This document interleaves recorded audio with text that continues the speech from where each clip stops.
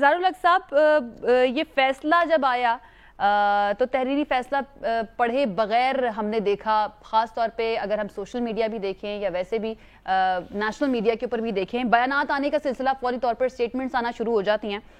तो इस फैसले को खुशाइन करार दिया गया, कहा गया कि ये तो नून लीग को बड़ा अपसेट हो गया है। लेकिन जब तहरीरी फैसला मज़ीद डिटेल सामने आई तो पता चला कि ये जो धचका है, लगता है ऐसा है कि ये सिर्फ चंद घंटों का धचका है, क्योंकि कभी इम्कान है कि हमजा शहबाज साहब जो हैं वो कल दोबारा से वज़ीर आला मुंतखब हो जाएं।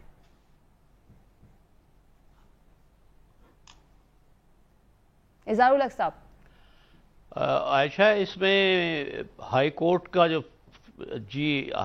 जो फैसला है, उससे पहले एक और इशू है जो मैं डिस्कस करना चाहता हूं। वो हमजा शहबाज ही के बारे में है, इन साहब के बारे में ही है। गुजारिश ये है कि जब शहबाज शरीफ साहब वज़ीर आज़म बने तो उसके बाद कोई पॉइंट नहीं था कि वो अपने साहबजादे को चीफ मिनिस्टर पंजाब बनाएं। पहले जब नवाज शरीफ साहब वज़ीर आज़म थे तो उनके भाई वज़ीर आला थे। अब जब वो खुद वज़ीर आज़म हैं तो उन्होंने अपने बेटे को वज़ीर आला बना दिया। और लोग जो हैं वो नाक तक तंग आए हुए हैं कि ये ख़ानदानी हुकूमतें जो हैं, पार्टियों पर भी ख़ानदानी कब्ज़ा है, मौरूसी कब्ज़ा है, और अब हुकूमतें जो हैं उन पर भी मौरूसी कब्ज़ा है।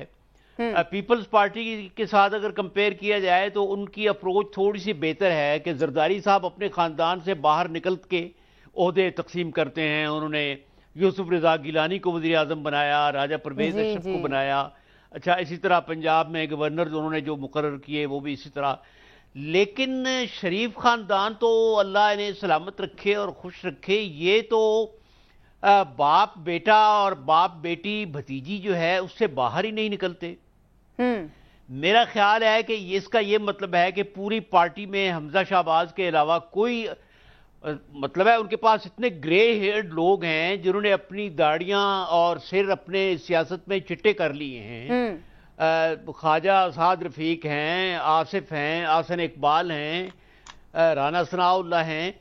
तो क्या खानदान से बाहर कोई शख्स इस काबिल नहीं है कि वो वजीर आला बन सके? सर, आई डोंट नो आपकी नजर से वो क्लिप गुजरा या नहीं। दूसरी बात यह है कि जो हाई कोर्ट का यही सवाल हुआ था तो उन्होंने कहा था कि मैं इस बारे में कोई बात नहीं करना चाहता और मैं इसका जवाब नहीं देना चाहता। और ये इस वक्त जो मंजरनामा है ये इतना कसीफ हो चुका है, इतना धुंधला और इतना गंदा हो चुका है कि कुछ समझ में नहीं आती क्या किया जाए।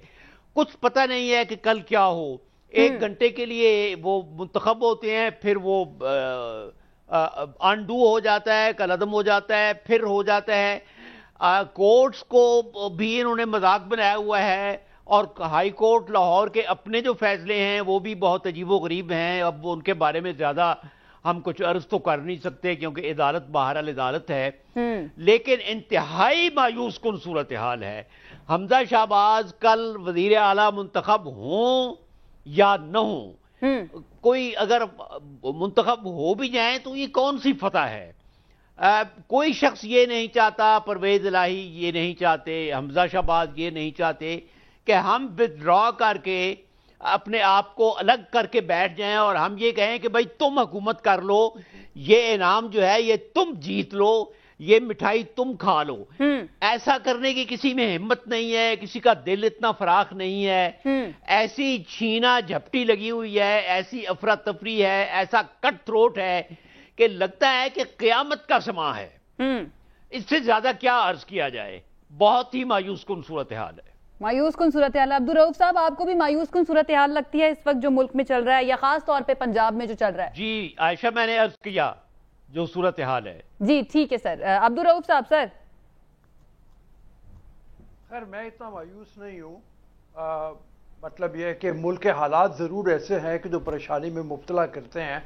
आपने जो तीसरा टॉपिक ख़ास तौर पे अपना रखा हुआ है उसके मुताबिक देखा जाए तो मुल्क की माशी सूरत हाल जो है वो बड़ी परेशान कौन है। लेकिन यह है कि यहाँ कम अज़ कम देखिए, एक बात पे ये एतराज़ तो हो सकता है कि हमजा शहबाज शरीफ के साहबजादे हैं और उस हवाले से उनको वज़ीर आला होना चाहिए था या नहीं होना चाहिए था, लेकिन बहरहाल वो हैं। अब उनका मुकाबला किससे है? दूसरी तरफ देखा जाए तो परवेज़ इलाही मुकाबले पे खड़े हुए हैं। चौधरियों की सियासत भी तो ख़ानदान में बटी हुई है ना, परवेज इलाही के बेटे मोनिस इलाही, उन्होंने उनको आगे किया हुआ है, शुजात हुसैन ने सालिक हुसैन को आगे किया हुआ है। तो ये पूरे मुल्क में इसी तरह का निज़ाम है, इसको हमें गुजारा करना पड़ेगा इसी के साथ ही। अब जो आज का डिसीजन है इसके मुताबिक आपने जो सवाल उठाया वो सवाल बड़ा मतलब वैलिड है। ज़ाहिर है हाई कोर्ट के डिसीजन के ऊपर तो हम उंगली नहीं उठा सकते, लेकिन मतलब ये है कि लगता यूं ही है कि कल जब नंबर गेम होगी तो उस नंबर गेम में हमजा शहबाज ने वोट ले जाना है ज्यादा। आपने खुद ही काउंटिंग करके बताए थे कि 177 के करीब उनके वोट बनते हैं जी। ये हमने भी कैलकुलेट किया। अगर 6 हज पे गए हुए तहरीके इंसाफ और काफली के लोग मिलके तो वो 162 बनते हैं। तो वो नंबर गेम का बहुत ज्यादा फर्क है। अक्सरियत के मुताबिक तो देखा जाएगा। लेकिन अब्दुल रऊफ साहब, सर कता कलामी की माजरत, लेकिन अदालत में ये मामला लेकर गई थी ये पार्टियां ऑपोजिशन में मौजूद कि आईनी बहरान को हल किया जाए। आपको लगता है कि आईनी बहरान हल हुआ है इस फैसले से? देखिए, आईनी बहरान तो खुद ब खुद ही हल हो जाएगा। मतलब यह है कि सुप्रीम कोर्ट में जाएगी, चैलेंज होगा। अगर तो सुप्रीम कोर्ट इसको स्टे दे देता है, ऐसे स्टे दे देता है कि इलेक्शन नहीं होगा, तो आईनी बहरान तो तब क्रिएट होगा। अगर इलेक्शन हो जाते हैं, नई वजारत आ जाती है, वजीर आला दोबारा हमजा बन जाते हैं, तो फिर टेम्परेरीली सही लेकिन आईनी बहरान तो टल जाएगा ना। और उस सूरत में यह है कि फिर इंतजार करना पड़ेगा हमें। एक बात जो ज़िमनी इंतखाबात होने वाले हैं, ज़िमनी इंतखाबें भी अगर हम देखा तो हमें लगता यही है कि नून लीग को इलेक्शन की मैनेजमेंट बहुत अच्छी आती है और ये मुमकिन नहीं है कि पंजाब में इस तरह के ज़िमनी इंतखाबात हो रहे हो वो नून लीग हार जाएगी। तो यहाँ पे भी सीटें ज़्यादा, मेरे एनालिसिस के मुताबिक तो तकरीबन 16 सीटें नून लीग निकाल रही है यहाँ से पंजाब से। जब वो नून लीग इतनी सीटें निकाल लेगी 20 में से तो उनकी अक्सरियत और ज़्यादा हो जाएगी। तो ये होने के बाद फिर हम कौन सा आईनी बहरान, फिर तो आईनी बहरान नहीं रहेगा कोई भी। सही, ठीक है। शहजाद चौधरी साहब, सर थोड़ा सा जरा पाकिस्तान तहरीक इंसाफ और काफ लीग की तरफ आ जाते हैं। पहले खुशियां मनाई गई, खुशाइन करार दिया गया फैसले को और उसके बाद कहा गया कि इस फैसले को चैलेंज करेंगे सुप्रीम कोर्ट में। तो सर ये भी हमें पहली मिसाल नजर आती है शायद जो अपने हक में फैसला जो आया है उसको चैलेंज करने जा रही है। हाँ नहीं, मेरा ख्याल है कि जो पहला खुशी का उनका मौका था जिसमें कि ये ख्याल किया जा रहा था कि शायद रिवीजन आएगी और फैसला उनके हक में आएगा, फैसला उनके हक में ही इनिशियली इंडिकेट हुआ। लेकिन क्या हुआ कि वो कैसे उनके खिलाफ हो गया जब उनसे ये कहा गया कि आपने वोट कल ही लेना है, ये मामला कल ही निपटाया जाएगा। यानी अगर ये मामला कल ना निपटाया जाता और हाउस को फुल होने दिया जाता, हाउस कंप्लीट होने दिया जाता। हाउस कंप्लीट कैसे होता है? जो 5 नॉमिनेटेड मेंबर्स हैं वो आ जाते, या 17 जुलाई के इलेक्शंस के बाद जितनी सीटें जो पार्टी लेती उसके हिसाब से ही नॉमिनेशन कर दी जाती, तो फिर एक मुख्तलिफ माहौल क्रिएट होता। फिर हम कहते हैं कि हाउस मुकम्मल है। फिर हाउस मुकम्मल के अंदर 186 वोट लेना, जिसके लिए भी दोनों पार्टीज की तरफ से फिर मुमकिन हो जाता है, शायद उनकी पॉसिबिलिटी बन जाती। फिर हम ये कहते हैं कि ये न सिर्फ कि फिर ये आईनी भी बन जाता और सियासी तौर पर भी दुरुस्त होता।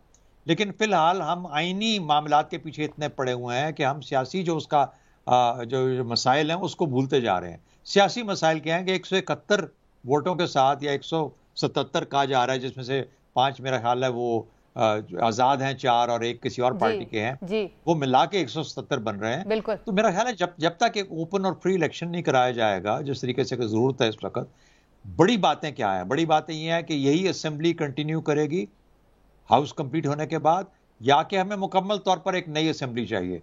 अगर ये आईनी और सियासी तौर पर दोनों सूरतों में हम ये देखते हैं कि ये असेंबली किसी शक्ल में कोई इख्तियार नहीं हो पा रही है, यानी 2 सूरतें हैं, 2 हाउस हैं, एक ऐवान इकबाल में बैठता है, एक प्रोविंशियल असेंबली की इमारत में बैठता है, तो फिर ये आईनी भी होगा और सियासी भी होगा और फिर हमें बहालत मजबूरी एक प्रॉपर फुल इलेक्शन की तरफ जाना पड़ेगा। अगर हम पंजाब में जनरल इलेक्शन की तरफ जाते हैं तो फिर याद मेरी नज़र के अंदर मेरा फिर ख्याल ये है कि वो इतना बड़ा इलेक्शन होगा कि गालिबन हमें एक जनरल मुल्क कंट्री वाइड जनरल इलेक्शन में जाना पड़ेगा। तो मैं समझता हूँ कि ये आईनी से ज़्यादा इस वक्त सियासी मसला है। एक ऐसे वहाँ पे वज़ीर आला बैठे हैं जो कि इस वक्त मेजॉरिटी नहीं रखते, और यही आज के फैसले में कहा गया कि उन्होंने कहा कि कल कॉन्फिडेंस का वोट होगा, उसके बाद अगर ये 186 नहीं कर सकते तो डी नोटिफाई कर दिए जाएंगे। डी नोटिफिकेशन के फौरन बाद एक नए चीफ मिनिस्टर का इलेक्शन होगा।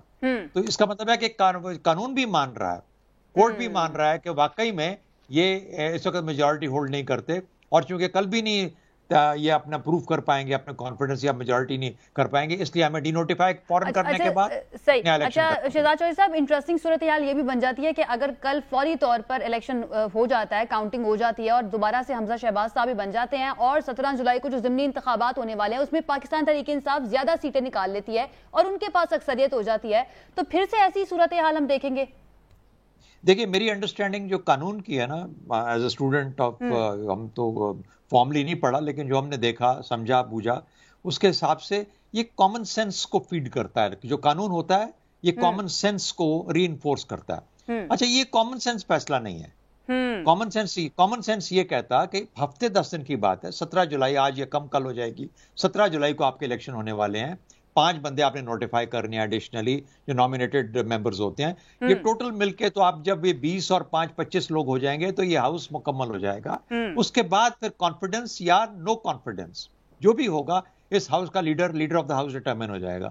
صرف 2 ہفتے آپ نے 2-2.5 مہینے ویٹ کیا ہے، آپ 2 ہفتے ویٹ کرنے کے بعد تو اس کو عدالت کو کیا جلدی تھی کہ یہ فیصلہ آج ہی کرنا ہے اور اس کا بھی کل ہی جو سارا الیکشن پروسیس کمپلیٹ ہونا چاہیے. مطلب کہ کیا وجہ تھی؟ یہ بہت بڑا سوالیہ نشان ہے. اس کی وجہ سے آئینی بحران اور سیاسی بحران میری نظر میں فی الحال کنٹینیو کرے گا، یہ کہیں تھمنے نہیں جا رہا پنجاب کے اندر.